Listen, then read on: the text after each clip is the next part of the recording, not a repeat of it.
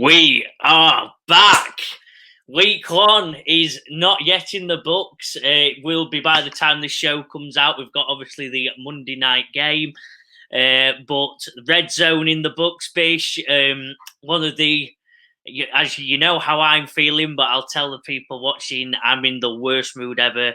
I've got 2 fantasy leagues. I've had my bets, and I have sadly been a failure at everything. So I'll get my apology in nice and early. If you followed my bets this week, apologies, I wasn't close. Actually, apart from Raheem Mostert getting a touchdown, I would have won the Bet365 bet boost, but he didn't even. He's not getting any red zone touches this year by the looks of it. So, Bish, hopefully on a more positive note, how are you? Yeah, well, I made it back from my game. Not a great result, but I made it back on the couch for 1 minute to 6. Got red zone on, and all that excitement, anticipation, and it was a pretty poor week, wasn't it? Really, to be fair, low scoring games.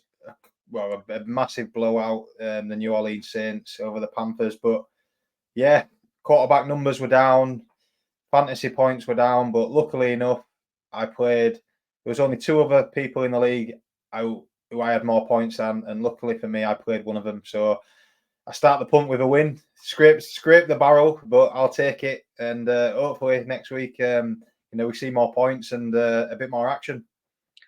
I hope so. I think they've been saying, haven't they, with the new change into pre-season, they used to do 4 games, now they only do 3. And I think especially with a lot of the injuries in past years that have happened in pre-season, I think teams now treat week 1 as a pre-season game, or, well, they may not treat it as, but it's essentially acts as one because a lot of the players haven't played together in a full live action game yet. There's a lot of connections, as you saw if you were watching Red Zone, that are very, very rusty at this point in the season.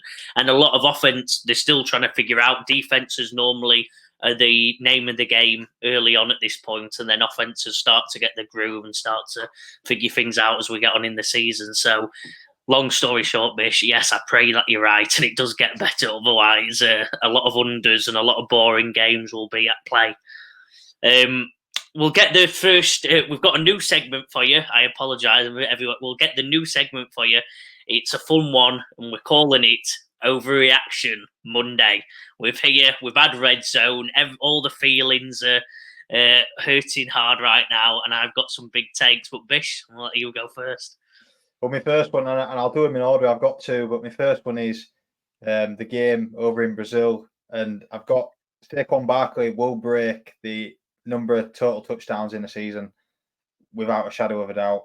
It is set at 31 by LaDainian Tomlinson in 2006, but if you watch that Barkley performance, the Philadelphia Eagles offense, he's getting fed 3 touchdowns in week 1. And I can't see him slowing down anytime soon. Yeah, the talent were clearly there. Obviously, he's been. When you look good, as we've now, as you saw, if you look good in that New York Giants offense, you'll be a superstar, I think, in any other team, Bish. So, yeah, Overreaction Monday, Bish. I might quote you and say that's not an overreaction. That might be just a fair take based on what. True, yeah. Well, I thought for 31, I thought that's fair going. That 2006. So yeah, although there is an extra game now, isn't there? So maybe I've not thought that through. I'll go. I think he gets over 35. There you go. He'll break it with ease. I like it. Yeah, there we go. That's it. I like it. Week 1, he's done well. Let's say he's gonna break every record. But I don't, as you said, Bish, out that Philly offense looks as good as ever. New coordinators, both sides of the ball. What did you think to them? I thought they'll be a threat for a lot of the season. Yeah, they look good. And again, the other end of the field, the defensive secondary, Jordan Love were picking them apart. So I just think the offense, they've got to stay hot to, I think they're going to concede points. So they're going to have to be scoring lots of points. And they've got the offense to do that. So yeah, I think their games will be quite high scoring, especially with that high powered offense they've got. Like it. I'll take you through my first Overreaction Monday. It's very fantasy based. never draft a tight end in the first 4 rounds. Not if you want fantasy happiness. I think your average tight end points for the top. I think the top scorer was Sam Laporta with 6.5 points. I'm talking obviously the top end. Kelsey 4.9 points. We've got Evan Ingram 1 point, literally 1 reception for 5 yards. I could go on, and obviously Jake Ferguson got injured. We're yet to see George Kittle, but we've got Dallas Goedert at 5.1 and Joku 6.4. Trey McBride, who everyone were happy with, 5.5. Kyle Pitts, sorry, I've missed Kyle Pitts because he got the late touchdown with 10.1 as your one of your fantasy leaders for that top end position. And of course, as one of the matchup here is Andrews v Kincaid of a staggering 4 points between them. So my hot take is, in the future, never draft a tight end early because it's such an unpredictable position. Yeah, you're not far wrong in it. I mean, it is week 1. Hopefully the cream rises to the top. But yeah, Mark Andrews definitely in that game. That offensive line was all over the place. He was needed to block, and which meant likely got all the catches. But yeah, a bit disappointed. I did stay up and watch the Rams Lions. I thought a great performance from the Rams, just didn't have enough. But yeah, they really did a number on keeping the pass catchers very quiet, including Laporta and Kincaid. I was massively disappointed in that. I thought he'd have, a bit of a breakout season. Again, it's still early. It's only week 1 gone, but with their options there, I'm expecting him to at least have a few more targets. That's why it's Overreaction Monday, because we're not happy week 1. We're not happy with the tight end position. But you both, didn't you? I'll go my second one. It is that Himshudson. That's the worst pronunciation. Himshudson is going to be QB1 on the season. I've got, after week 1, he's got 26.08 fantasy points. 3 total touchdowns. He threw an interception included in that, and he also missed some very wide open wide receivers. I think this is his bottom end points, Bish. I'm not high on him. I think this is bottom end point. He's always going to get his rushing touchdowns near the goal line, unless they go against one of the top 2 defenses in the league. He's going to get his rushing touchdowns. He's going to get his rushing meters, and he's got that bigger an arm. I think he's got one play, as you saw, to Alec Pierce twice, actually, as you saw, twice. I think he's got that one big play in him every game, because it looked easy to him. He's stumbling everywhere, and he just launched it 90 meters like he were eating his breakfast at the same time. So Overreaction Monday. Himchudson is going to be QB1 on the season. I like it, and like you said, he's got a massive cannon arm on him. He can run. He's got a great offensive line. He's got Jonathan Taylor stood next to him. There's so many options for him in that offense, and it's just confidence as well in it. A young, I say rookie, just because he missed quite a lot of the season last year. He didn't play that many games, so he's still fairly new. But he's just seen that confidence. My only worry is he's still taking quite a few hits. I'm watching his head, bounce around a little bit. So that's my only concern with him. But yeah, he's what an athlete. He's great to watch out there. On them getting hurt, my funniest. I wish I should have saved a clip. It's just popped in my head now. My funniest thing on Sunday was watching Jaden Daniels attempting knee slide. But he literally doesn't know how to do it. He's going to get injured. He's going to take a big hit doing that stumble onto the ground that he did. He needs to learn that quick, I think, because that saves that were literally brought in. So you slide. People who don't know, who might be watching it, don't know. If you watched him, I can't even describe the slide. It's like when you score a goal in football and your knee slide, you can go feet first, lean back, and if they even touch you, it's a penalty because you're showing, hey, I don't want to get hit. I'm safe. I'm a QB. He does it that bad. I think he's going to take some hits in the next couple of weeks unless he learns that one, Rich. It just looks awkward, doesn't it? It's like a sort of weird forward roll / knee slide. coming up off the floor. It's very awkward. I might get a clip. I might try and get a clip and post it to the Punt Instagram, wish, so we can all have a laugh at that one. Sorry, Daniel's regard. But people who watch, obviously, we're in the normal section part now. Everything will be the same as last year, so it's still the same. Injury report, Bish, take us through your players. Yeah, my first one that popped up, obviously that again, back to that Brazil game, it's Jordan Love. I think it was the second to last play of the game when they were chasing the game. He's got rolled up on, and it's an ACL strain. I think minimum 3 weeks, 3 to 6 weeks, it's looking like. So obviously that's a huge blow for fantasy owners of him, and obviously B, that offense and that team. So their backup is Malik Wilson.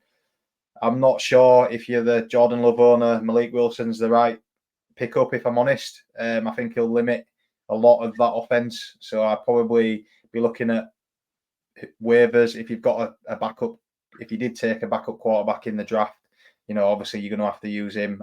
Or just look at waivers week to week and see what matchup you can get. So yeah, that's a big blow for fantasy and for the Packers. It is, yeah.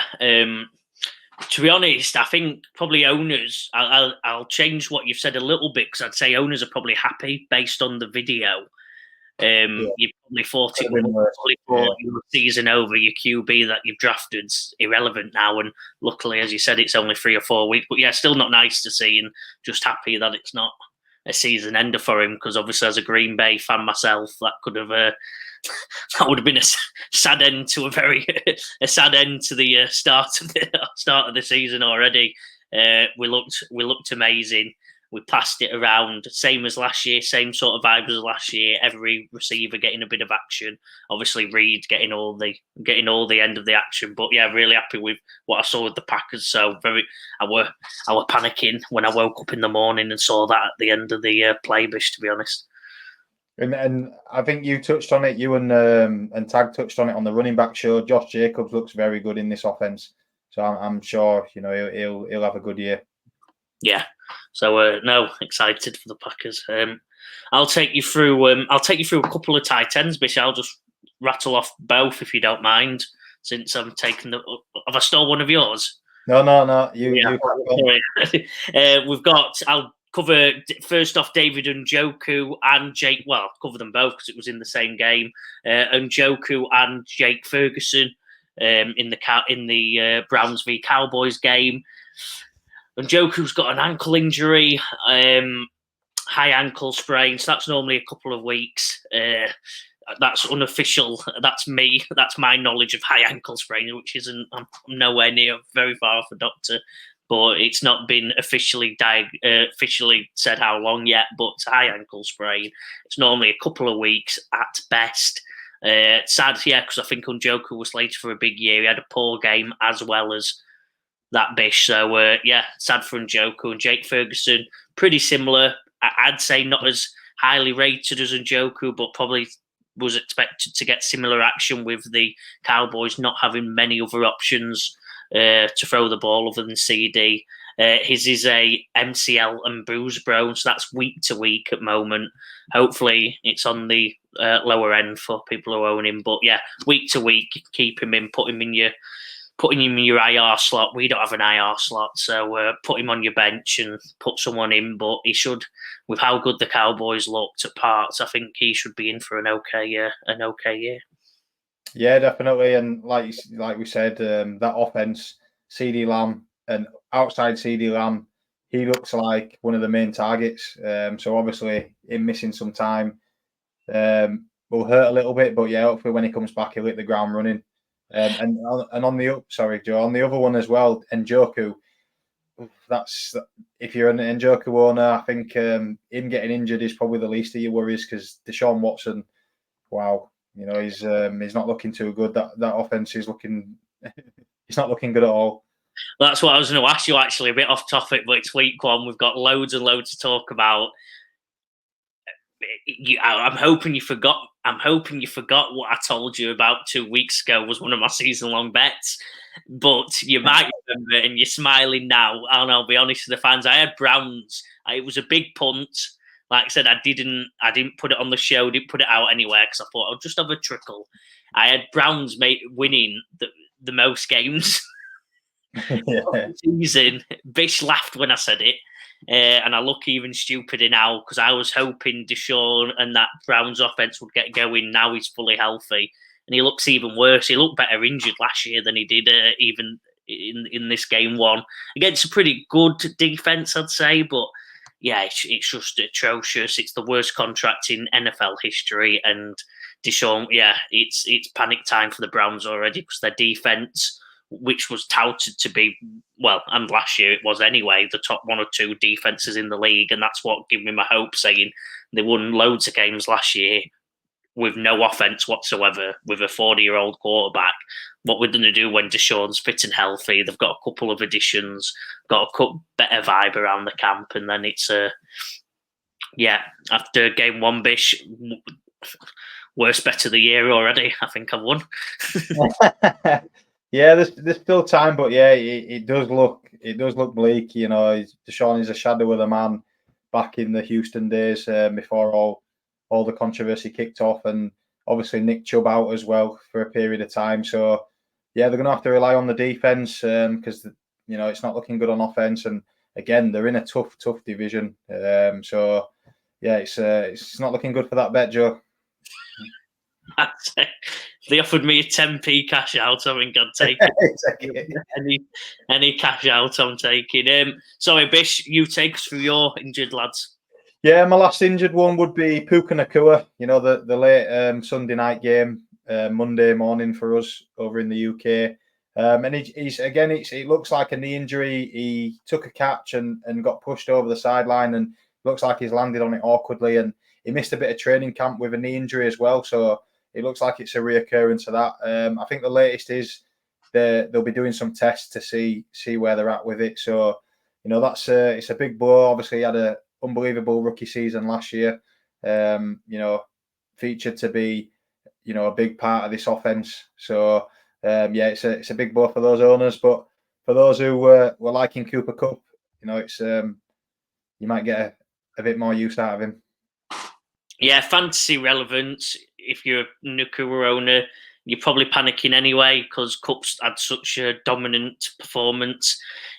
Then his injury makes it even worse. And then, like you said, so Kupp owners are probably jumping off the wall thinking, wow, we picked up wide receiver 1 on the season in the, what was he going in, Bish, fourth round, 3-4? Yeah, I think it was on our preview show. It was very low down, wasn't it, when we did the first round mock draft. I think we had to keep scrolling because we couldn't see him.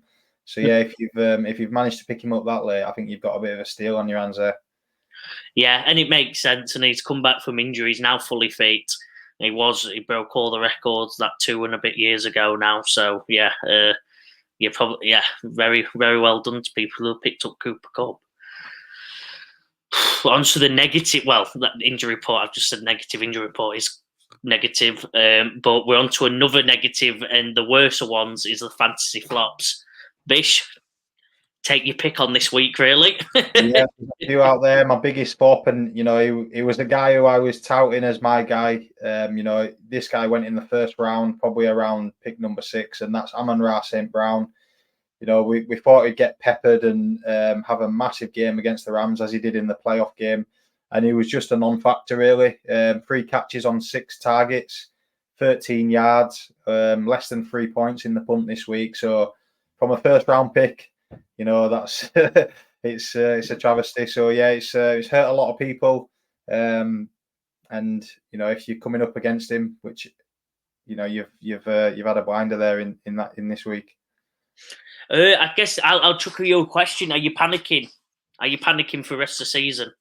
No, I'm not panicking. Like I said, it is week 1. We know what he's about. He is their main man. Although Jameson Williams, it seems he's stepped up as that wide receiver too.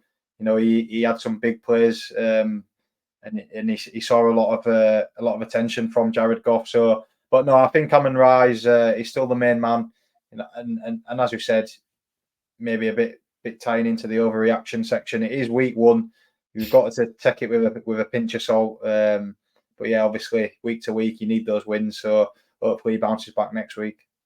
Hopefully, I guess I am a bit worried actually. Not in terms of in terms of where he's been drafted. He'll have his good weeks and he'll still be phenomenal. He'll still look good. But like I said, a first round, one of the top 3-4 wide receivers, obviously taken off on the draft board. Jameson Williams looking that good. If you follow Detroit, I think they've been touting him anyway. Any fan, anything, been chucking Williams' name at you all off season now. Looks like they were right, which is probably a shame for round one drafters of Amon Ra. Like I said, they've still got Sam Laporta there, who's still got workload. You've just a lot of option. Montgomery had such a big day. Obviously, there's just a lot of options, which Detroit can hopefully. Goff and Detroit offense can hopefully give a piece for everyone, but round one pick, wide receiver, you normally want them to be the guy, i.e. CD Lamb, where there's not many options. It's just not the case, sadly, with Amon Ra this year. Yeah, it's. I'm not worried if I'm honest, but I understand what you're saying. There is a lot of mouths to feed. I just think he is a stud. He's not that CD Lamb, Tyreek Hill, but I think to his team, you'll definitely get your money's worth. Fair enough. Yeah, I'll take you through my first. I believe a round 2 pick. So you're still worried at this point, and especially with how many points this team scored, it's got to be Chris Olave for me, Bish. Like I said, a round 2 pick. Everyone was very high. You don't watch Red Zone theoretically. You've just picked him. You've had a busy Sunday. 47 points. New Orleans against Carolina. I've had a blinder. Chris Olave fans, you're dancing. You load up your fantasy app. 2 receptions for 11 yards, and you're crying. And it is Overreaction Monday, I'm calling it. I own him in my other league, and I am slightly worried because it doesn't get easier than this, Bish. As I've kind of said with Richardson, it's kind of his flaw. That should have been Olave biggest game. It doesn't get worse than Carolina. That defense looked atrocious. I guess the only caveat that I'll give myself and obviously Olave owners tag is obviously they didn't pass the ball the second half. It was just that easy. They just didn't do anything. They just ran the ball and played out the game. I watched the odd highlight. They could have scored 60 odd if they really went for it. The Carolina are that bad. But I guess I'll chuck you a question, but sorry, without even getting your thoughts on Olave, I'll chuck you. If you've got a top player going against Carolina, are you worried that maybe everyone can have a go and your guy doesn't necessarily need to have this big game? Is this a trend that might carry on with Carolina? Where, do you know what I'm saying? Like maybe. Yeah, I was thinking that as you were explaining there, and I was thinking they got the early bomb to Shaheed, got a couple of scores up, and then it's like, well, you don't really need your main man anymore. You can give some reps to a few others. It's a long year. You're going to rely on your main man later on. Maybe just see what you've got elsewhere. So yeah, I can see what you're saying there, but ultimately, as you said at the top there, you're absolutely devastated. They've nearly scored 50 points, and the main wide receiver's not contributed at all. So yeah, that's a massive one, and that's why you should have took Drake London instead. He didn't do too well though. No, he didn't. Yeah, sorry, your second fantasy flop, pal. My second one, and yeah, for me, I'm going Caleb Williams here, and you might think, oh, he's not really a flop, but he is a rookie. I understand that, but the hype around him, he got drafted to a team. Let's be honest. Usually, when you get drafted number 1 overall, you go into the worst team in the NFL. Obviously, they weren't the worst team. They were close to the playoffs. He's got the offensive weapons around him, and I don't know whether they just tried to look after him. He didn't throw the ball downfield at all. He was under 3.2 yards per attempt pass. So, he's throwing the ball less than 3 yards. That's just criminal. I don't understand what that's about. No, 0 touchdowns, 93 passing yards. And it was the defense that won him the game, really. So, it'll go down on the stat sheet that he's won his first game in the NFL. Fair enough, good on you. But it was the defense that did it. Only 7 points in the punt this week. You probably would have been a brave man to play him, being honest. Rookie quarterback, first game in the NFL. But for me, just from the overall hype and the options he's got, just very underwhelming performance and fantasy points. It's another picture I need to find, Bish, for relevance. Have you seen his heat map on where the passes go? I haven't actually, no. Oh, I should have sent. Sorry, I'm useless at this. So quickly describe it, and then I'll try send you it to put up. But the heat maps. So obviously his position's in the middle. The heat map, all the passes are just left and right. And there's not a single pass in the middle. It's avoid the middle. There was a really funny tweet about it. I'll send you it. It's avoid the middle. Not allowed to. Not lava. The middle is lava. It's all left and right. And not a single ball. I guess the only positive I'll chuck on him is that he was pretty safe. He knew his role, I guess. He knew what the crack was. Don't turn it over. Get through your first game.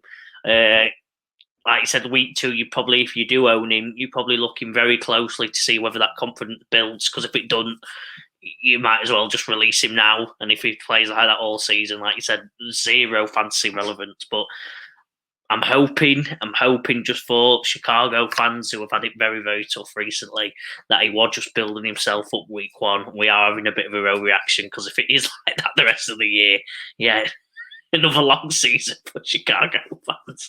Yeah, and I agree with what you're saying there. Discipline, he did his role well. If you look on the other end, Will Levis with a lead was spraying the ball left, right, and centre and doing some weird things, and pick sixes costing the game. So in terms of game, probably well disciplined, but fantasy, you want points, so you'll take the risk of that interception. So you need him throwing the ball.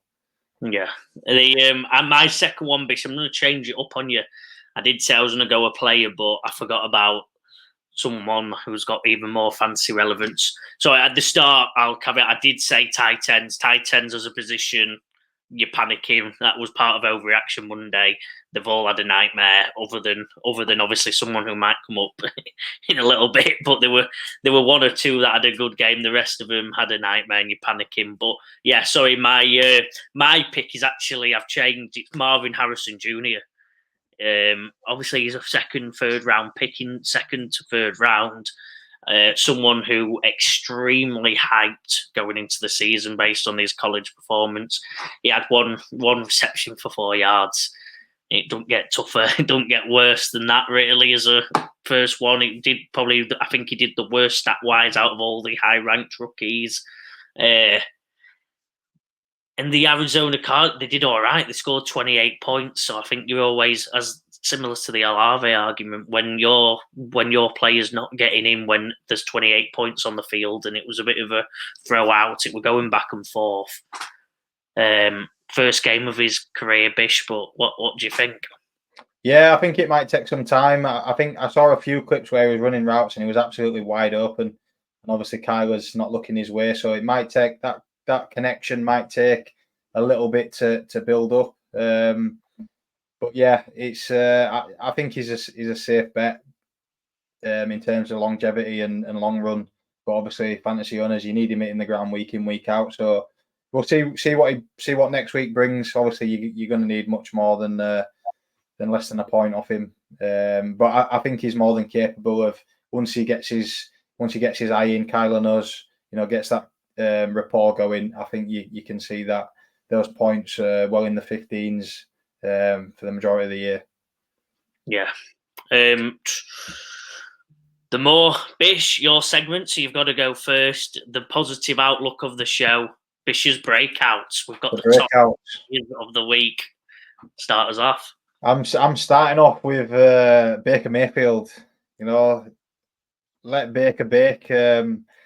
Unbelievable performance. Against the Commanders. I think just short of 30 points in the punt, 4 touchdowns thrown. Just spraying it all over the place. Just short of 300 yards. I think 289 to be precise. And then, Evans gets 2. Chris Godwin gets a touchdown, and the young rookie Jalen McMillan gets a touchdown as well. So Yeah, we saw it last year. He had an awesome year last year. 28 touchdowns thrown last year, and he looks settled. He looks really good. He looks confident, and it seems like Tampa are really enjoying him, and he's flourishing in that role. So yeah, let Baker bake. Like Baker bake, and the Browns are the Browns are feeling the burn. I'd say, yeah, you're panicking if you're a Browns fan. You're looking at Baker do so well. Yeah, sad time. But I guess I'll chuck you another question, Bish. I value your opinion more than anyone. What does relevance for the rest of the season look like? Because obviously the Commanders' defense looked a bit better than Carolina's, but still didn't look very impressive. They've not got many high-touted names. I don't think they were going in with a massive defense. So, what do you think that it's going to stay the same, or is it a big week? I think it'll. Yeah, it might not get 4 touchdowns like that, but I think they'll be a decent team. That NFC South is there for the taking. Obviously, a lot of people are speaking about the Falcons and as the number one in that division. But I like Tampa. The offense is there. They've lost a few pieces on defense, but the secondary is very good. Winfield Jr. or Senior, I'm not sure which one it is, but he's very good in the secondary as well. So yeah, I'm liking Tampa. Baker seems, like I said, to be having fun and making plays. So yeah, I think it continues. Brilliant. My top players of the week. I'm going with the man I mentioned. I wish I didn't say it now because I forgot he was coming up again. Is Himshidson, Anthony Richardson. I'm like, as I kind of covered, I've shot myself in the foot, but he got 212 yards, 2 massive bombs to Alec Pierce, which, as I said earlier, I think we're gonna see most weeks at least a couple of them because it's that easy for him. 3 total touchdowns, threw an interception, and missed a lot of wide open receivers. I think this is close to his floor, Bish. He got 26 fantasy points. This is my top players of the week. I should say top player of the season going forward is the reason I'm chucking him in here, because I think this is, again, 26 points is near a floor. I'm taking that all day long. I'd trade for him if you're not in our league. If whoever has him in our league, I need to double check. You have a few offers from me.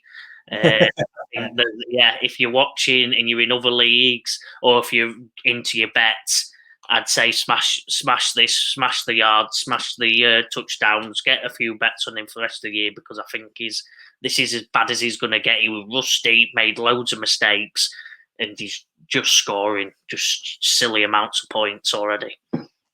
Yeah, I think, like you said, with his running ability, the touchdowns will keep coming. It's just that accuracy. I think, next week he's got the Packers, and then week 3 and 4 he's got the Bears and the Steelers defense, which will be a massive test. So we'll see what he's about there. But yeah, we spoke about him. He's exciting to watch. Bish, second breakout player. My second, and a bit of a homer pick, but I've got to go Cooper Kupp here, back with a bang. 25 points, over 100 yards, and a touchdown as well. So unbelievable, toe tap on the sideline as well late on in the drive for his touchdown. So he's back. He looks he looks fit. He looks almost as good as what he did in 2021 when he broke all those records. So I'm looking forward to seeing him healthy. And as we touched on earlier, Puka Nacua has picked up a knee injury. So if that is serious, it just means even more volume is coming Kupp's way. So yeah, a big week for him. And I think touch wood, it carries on for the rest of the year. Yeah, can't argue with any of that. I'm with you. Looked unbelievable. Like I said, we kind of covered him as well earlier. Yeah, if you've drafted him, well done. probably be tough to trade for now. I wouldn't recommend trading for him. Probably just have to watch him being jealousy over whoever picked him up going forward. Again, Bish, I might change up on you. I'm not saying my hometown man Jaden Reed because I don't know. Sorry, it is top players of the week, so I should say him. I'll drop him in quick. 33 fantasy points, unbelievable. 2 bombs, absolutely played, just looked good. Obviously, we've covered how good the Packers' offense looked. He had 4 receptions for 6 targets and obviously 138 yards. He's the big play man at Green Bay. I guess I'm thinking more season long here. Are you happy or not? Yeah, you're happy if you picked him because you know he's got this week, but it'll be a tough week. It'll be a tough play to start week on week because I said there's so many options, and he only had 4 reception on 6 targets, so it's not like you're there going, wow, it's every week. He had a big week. He got open a few times. So rest of the season, not so worried, but obviously I'll just drop him in well done. But my player is actually going to be, and I'm swapping it up on you again, Bish, so you don't get angry at me here. It's going to be Joe Mixon from the Texans. He got 25 fantasy points, got a touchdown, 159 yards on 30 attempts, got some receiving game usage.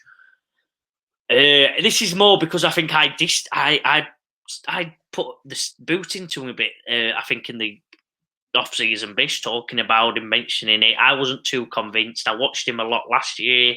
I think he was playing with a bit of an injury, so didn't look as explosive, didn't look as good. But if you've drafted him again, you're dancing, you're on the dance floor. The Houston Texans will wipe a lot of teams out very early. They've got that good of an offense.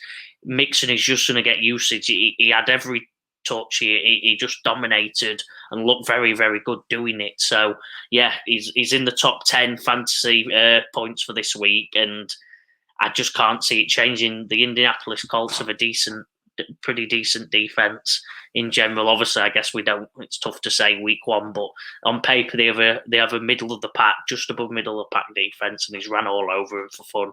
The Texans are unreal. That offensive line's unreal, and I think that just means Joe Mixon. This will probably be a regular occurrence that he's in that top 10 fantasy scorers, Bish. Yeah, he looked very good, and you sort of I sort of had a look, and after he got released by the Bengals, you sort of think, maybe he's past his best and he's on his way out. But he looked very good. He looked sharp, always falling forward in contact as well. So I think he's still very much at his best. And as you said, with all that offensive weaponry around as well, Stephen Diggs now added to the party. You've got Tank Dell, Nico Collins as well. So things just open up for him underneath. He'll get loads of space, and if they are winning, is the perfect back to run the ball and keep that clock ticking and grind out a win. So yeah, if he stays healthy again, I think he's another probably back that you've got good draft value on if you've picked him up. I think I got him in one league in the 4th, but yeah, you're probably 4th, 5th.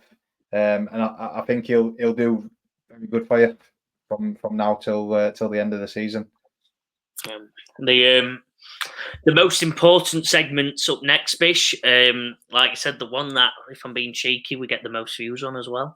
The punt projects, the waiver wire pickups, most important because these can make and break your fantasy season. Obviously, last year we're talking Kyron Williams. We're talking, I guess, Puka Nakua week 1 or 2. Yeah. You can normally get some early. This is the best time to get them week 1, 2, 3. Get them with your eyes. See who's done well. See who's going to get a lot of targets, and listen to us. Bish, take us through your first waiver wire pickup. That's it. My first one, and we've spoke about we spoke about Olave, his teammate, before, but it's Rashid Shaheed for me. The deep threat for the Saints. He's only owned 44% in sleeper leagues, and I think he's a must have. Worst case, stash him on your bench because he's just a massive deep ball threat, and he scores.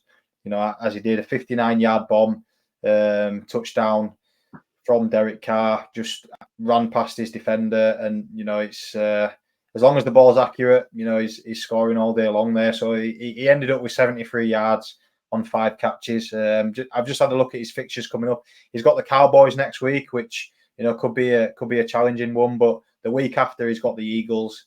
And that's a tasty matchup with their secondary there. So it could be you pick him up this week, maybe see how he goes. But definitely week 3 against the Eagles.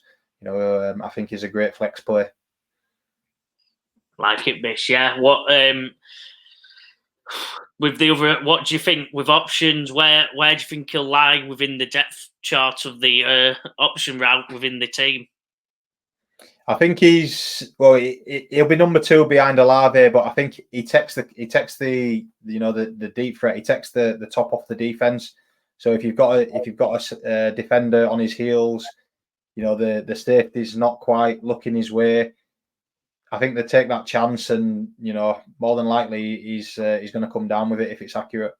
Yeah, I think if Derek Carr's playing confidently, like he did yesterday, yeah, brilliant pick up for the rest of the season. My man's going to be the person who I'm spending a lot of fab on. I'll let you into a secret. Okay. Spending a lot of fab on him. I don't currently have a good one in this position. So yeah, if you dare spend more than me, fair play to you. You deserve him. It's Isaiah Likely, tight end for the Baltimore Ravens. Obviously, as you said, Mark, that offensive line looked tough. Tight ends have got 2 roles: they block and they catch passes. So it doesn't mean Mark Andrews is a bad tight end. It probably means they respect him more, that he's taking a lot of the other role as well, that he can do everything. He was still involved just as much as Likely in terms of target share and presence on the field, routes run. But I think with how much Lamar liked him, he looked for him often. Lamar's always liked his tight ends, obviously, with Andrews and others in the past. Likely's in for a pretty good year. The offense is still going to be unstoppable. Lamar's that quick around the thing. He doesn't need a wide open pocket, but he does probably need a big body to throw to when he's rushing about and things aren't quite stable. And I think Likely is that man. He had a great game. Should have got 2 receiving touchdowns, 111 yards, 9 receptions. I think he's on our waiver wire now. As I said, I'm spending some fab on him. I'm a person, I guess this is a message to people who have picked up not a rubbish tight end, not one of the top 5 or 6, 7 tight ends in the league, and you've drafted one late. He's sat there waiting for you. Go pick him up and pick, obviously based on matchup, which tight end you want for the rest of the season. Yeah, I think if he's on the waivers in any league, he's getting picked up this week. Like you said, even if you've got a top tight end, he's the perfect man to pick up and just have sitting on your bench as well. So, yeah, I think there'll be a lot of competition, a lot of fab money used on him this week. And like you said, he's dynamic, he's agile, he's got a great pair of hands. So, he's a great weapon. Good luck, Joe. Take me on if you dare. That's what I'm saying. Take me on if you dare. Bish, take us through your second fantasy waiver wire pickup. My second one is Bucky Irving for the Buccaneers, the running back, and this is a bit of a long-term play. This one, I think, he's only 25% owned in sleeper, and obviously he's the rookie, but he is the number 2. Rashad White is the number 1, but he's very efficient, very electric. He had 9 rushes for 62 yards at the weekend, a long one of 31 as well. So I'm liking him. I liked him coming out of college, and I think he's landed in a great spot. Rashid White gets a lot of volume. That's why I believe his numbers are up. He's not very efficient with what he does, and I think Bucky Irving is the opposite. Bucky Irving is very efficient with the touches that he gets. So I think this is a bit, probably one to stash on your bench, is a bit of a longer term play, but I think by maybe halfway through the year, week 8, week 9, I think he'll have a very prominent role in this offense. I think you're right here, Bish. I think it's a very smart pickup because this is one where when he has that breakout game, everyone's going to check the waiver wire. Everyone's going to look, where's Bucky Irving, thinking he's still available. You've got to be the smart one, I think, to pick him up nice and early and stash him because he's like I said, he's destined for Rashad White's not been. Is it Rashad White? Have I just made up? No, yeah. That's it. Yeah. Rashad White's not been brilliant. Yesterday didn't look amazing. Yeah, a bit underwhelmed by him, and like I said, Bucky Irving, you covered it nicely. So if you're not a person who's participating in the punt league, pick him up, stash him, and wait for that breakout, and let your league mates be jealous and think you're cheating at how smart you was in week 1 picking him up. My second one, Bish, is someone who I'm not convinced by as a player, but I guess this is what the waiver wire is picking up, kind of what you're saying there. This is one way you can stash, and if you need him, you can play him. It's Alexander Mattison. He's overtook Zamir White. Everyone thought Zamir White was the man. It looks like Mattison's the man, obviously in a positive game script. But what shocked me is, and maybe this shows my lack of knowledge on Mattison, so I do apologise for, I guess, Mattison fans, if there is plenty out there. Receiving game usage. He got used a lot in the receiving game, and I thought in Minnesota that he wasn't. He never looked like the receiving down back. He looked like a tough and rough and tumble back who would take a lot of carries and wasn't very efficient, and that's why he's ended up leaving. Might be wrong there, Bish, so I apologise. You're giving me a mixed look, so maybe I'm trying to read your facial. I'm just quickly squatting up on him. That's all. That's why I'm. Have a look, because he's had plenty of attempts. He's had 6 targets, 4 receiving yards, 43 yards, and a touchdown. As I said, I was just shocked. I didn't see him as the receiving down back. I thought Zamir White had a bit more receiving in him, and Mattison might take the red zone touches. As I said, people might laugh and say, Joe, you're miles off about him here, but that's what I thought. I didn't want any part of him because I thought, well, it's touchdown dependent. I'm wrong. Get him in, stash him, and if your running back's injured or not performing very well, I think you've got a good floor there with that receiving usage. Yeah, I like it. I wasn't that massively high on Zamir White, if I'm honest, before that, but him being the only back there, he was touted as, he's got to be the number 1 running back. He actually lost a fumble at the weekend as well. So, yeah, Mattison, just under 15 points, I think. Yeah, a lot of that was, I think he's 4 catches off 6 receptions and 5 carries as well. So, yeah, like you said, definitely that receiving back, but if he starts creeping into getting the early down work as well, yeah, you've got yourself a steal there. Bish, the final one, the one based on our name, the punters. There were actually a lot of them this week based on how bad the offense was. Yeah. Take me through your kicker of the week. The kicker of the week for me, I think you probably had him as well, but it's Chris Boswell for the Steelers. 6 out of 6 field goals, 350 plus yarders, and that's 26 points. He scored more than my quarterback, so luckily I wasn't playing him against him this week. So yeah, 57 was his longest, and the punter got injured, so he actually did some punting as well, and they weren't too bad. So yeah, all round, I think he had a monster game, and again, Tom Winson gets a W and is sat top of the AFC North thanks to Chris Boswell. Yeah, good one, Chris Boswell. Pick him up. I think he'll probably be on plenty of waiver wires, so go pick him up. He looks like a solid leg. Yeah, nice one.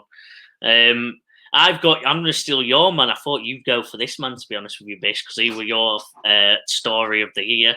It's Brandon Aubrey, the soccer player turned NFL superstar kicker.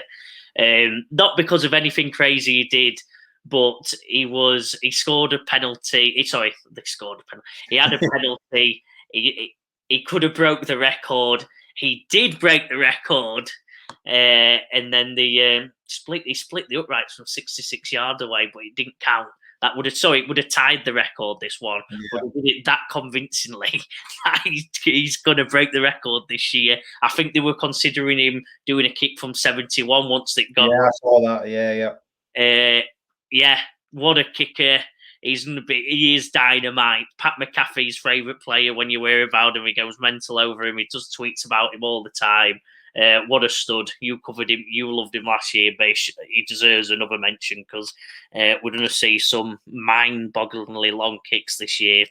And hopefully Dallas let him break the record and keep going for it, really. I wish they let him have the 71-yarder, but It wasn't to be this week, but I think come a tight game, they'll unload him and they'll give him that shot.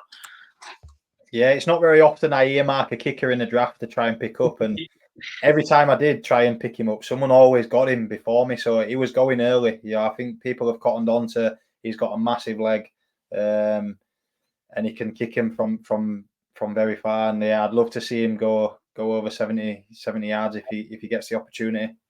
Yeah, basically, man, I thought you'd go for him. I thought I'd have to pick the Chris Boswell. But yeah, Bish, I guess the one thing I want to take you through is I'm going to try load up on here. I give a few trades out, Bish. I think this is the trade section. It's only saying active trades here, so I don't know where. Because on my on my app, it comes up straight away. You might have to go into the messages. Oh no, yeah, I'll go into my messages. Sorry about people who are watching this. Seeing all, nope. Direct. No, there we go. Here we go. Yeah. See, I bet it doesn't look very good. Let me view this trade. Is that loaded up, Bish? Because I'm on the web page. Load it up. I'll just run through it. It's a bit blurry. So DeAndre Swift, and so you're receiving DeAndre Swift and Justin Jefferson, and you're sending Josh Jacobs and Devontae Smith. I did. And that's with Bailey Lou. It got rejected. What was your thoughts? I think so. Yeah, you're trying to acquire Justin Jefferson there, aren't you? So yeah, I think you need a bit more. If Josh Jacobs keeps going how he is, yeah, that could be good value. But yeah, I think if I'm the Jefferson owner, I'm sitting tight at the minute. Yeah, my thought was obviously I've got a couple of running backs. I had Zach Moss who had a good week as well, and he was sat on my bench. And I picked a lot of running backs and a lot of wide receivers in my draft. I'm short at QB and short at tight end and short at like other areas, but I've got a few of them, and I thought, well, let me just level up. I'll give them my RB. I think Josh Jacobs my RB1, I think, or my RB2, and obviously my running back one on the week. And I thought, let me get this in. It got rejected early. Yeah, sad one. And then I'll take you through my next one quickly. Another rejection, and you might agree with him again. So we've got this is with Michael Lawrence. So you're receiving Zeke and Cooper Kupp, and you're sending Zach Moss and Zay Flowers. Yeah, that's that's a hard no. Slam the door in the face on that one, I think. No disrespect to Michael Lawrence. I thought a rookie he played last year, but a fairly new player. He knows his stuff. Yeah, he's a fantasy player for many years. Andy, he stuck with Cooper Kupp last year through his injuries, so you're not getting him off him this year when he's fully fit. Fair enough, Bish. One last one. We've got a very close matchup for Wednesday night. This is my personal matchup. Sorry, Bish, I'll get more efficient as the season goes on here. Matchups, here we go. We have got, if it lets me click on this matchup, it does. Can you see we've got Bailey Lou and Browntown Raiders going at it. It's all down to Monday night, Bish. Do you want to take us through the who we've got? What have we got left? So you've got Brock Purdy on one side, and Ayuk, and then on the other side you've got Debo and George Kittle, haven't you? So it's very 49ers. And Garrett Wilson. And Garrett Wilson as well, sorry, yeah. So Brandon Ayuk, Garrett Wilson and Brock Purdy, and then Debo and George Kittle. And who's ahead? So I'll take it to the top. Bailey is currently ahead, but he's projected less with 118. Browntown Raiders, 122 projection. So it's all down to tonight. It's very, very close with one game to go. Interesting. I was saying to you earlier, I'm not sure how I've predicted this one yet. Is it going to be a points fest? I think more than likely from what we've seen, it's going to be very cagey defenses on top. So could that lean towards Bailey Lou, who's already got the points on the board? We'll see. But yeah, I actually dropped Brock Purdy in one league just because I thought this would be a tight affair. So it might come down to the wide receivers. Can Brandon Ayuk and Garrett Wilson deliver? Yeah, I won't want to bet. I won't want to bet on this one tonight. It's going to be an interesting one. I think based on what we've seen this week at KG Affair, there's not been many offenses go off except Dallas and New Orleans.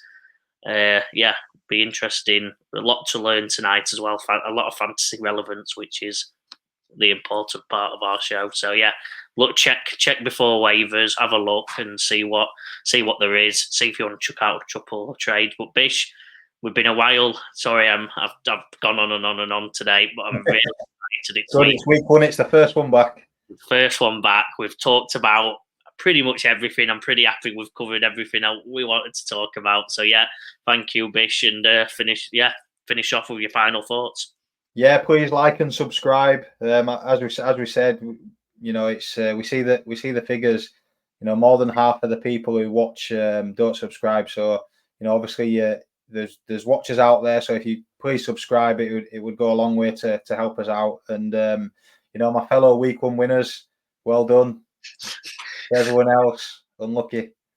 We will have Tag on the show for the betting show this week, so I'm going to pass it on to Tag as well because it looks like he's lost as well, as I believe me and Tag have both lost. Yeah, I think he needs McCaffrey to score about 70 points tonight. 70 points. And I'll give a teaser. Bish, you're the only one to land. You're one up on us both on the touchdown better of the week as well. So you've had a good week, Bish. You're celebrating. You've won. You're one up on us all.